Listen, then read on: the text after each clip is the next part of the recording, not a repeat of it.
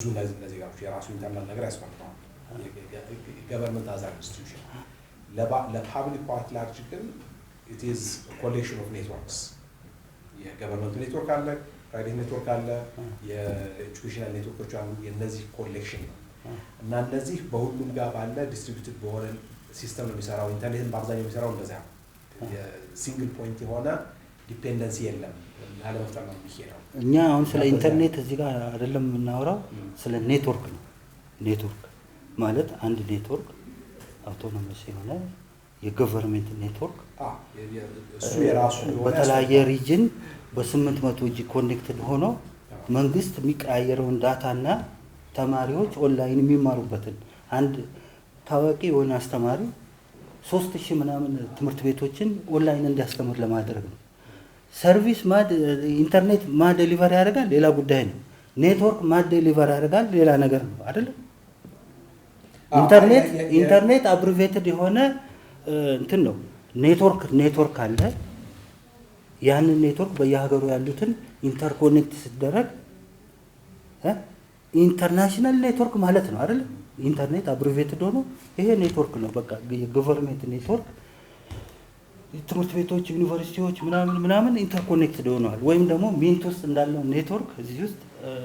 አያል ይጠቀማል ዶክተር አብዮት ይጠቀማል መሰረት ተጠቀማለች ራሷ እንትን ይሄንን አስፍተን በሀገር ደረጃ የሀገሪቱን አሁን የፋይናንሻል እንትን በኢንተርኔት አታወጣው ያንን የፋይናንሻል እንትን ሴንትራላይዝድ በሆነ አንድ የሆነ ኦፕሬሽን እንትን እንዲኖረው ትምህርት ቤት አሁን ለምሳሌ በጦርነቱ ምክንያት የነበረው ዳታ እዛው ትምህርት ቤት ውስጥ ወደመ ምንም ፕሪዘርቭ አልተደረገም ትልቅ ኢሹ ነው ያ ዳታ ሴንትራላይዝድ በሆነ በተለያየ ቦታ ተቀምጦ ቢሆን ኖሮ የተማሪዎቹ ሪዛልት ይገኝ ነበር አሁን እዚህ ስለ ሩት ሰርቨርም ያስገባ ነው ፐብሊኩ ችግር አለበት ኢንተርናሽናል ኮሚኒቲው ኢንተርኔት ስላግሽ ነው ኢትዮጵያ ውስጥ በምን ሪዞልቭ ይደረግ ብዙ ገንዘብ ኢንቨስትድ ሆነ ሶሉሽን ግን አልተገኘም ኢቭን ሪዞልቨር አሁን ያንዳንዱ ኢንተርኔት ሰርቪስ ፕሮቫይደር የራሱ ሪዞልቨር እንዲኖረው የግድ ነው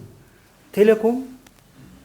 የጎግልን ነው የሚጠቀመው ሌላውን ካምፓኒ አላቅም እንግዲህ ወደፊት ጎግልን ነው እየተጠቀምን ያለን የራሳችን ማለት የራሱ የሰርቪስ ፕሮቫይደሩ ሪዞልቭ የሚያደርግ ሪዞልቨር በአግባቡ የሚሰራ የለም አውቶሪቲቭ ሰርቨሩም ትልቅ ችግር ላይ ነው ያለው ያንን ችግር ማየት እንችላለን አቴናሽናል እኛ ኦፕሬት እናደርግ አይደለም ሚንት አሁን ለምሳሌ አንዱ ትልቁ ችግር ከአንድ አመት ምናምን በፊት በኢትዮ ቴሌኮም እና በሚንት መካከል የሆነ ነገር ተፈጥሮ ነበር ለምን ሚንት ኢንተርኔት ሰርቪስ ፕሮቫይደር ሆናለሁ ምናምን አይደለም ኢንተርኔት ሰርቪስ ፕሮቫይደር እንሆን አይደለም ኢጂዩኤን ማለት የገቨርንመንት ኔትወርክ እንትን በኦፒጂደብሊው ምናምን ዲዛይን ተደርጎ ያው ዶክተር አብዮት ያቀረቡት እንትን ነው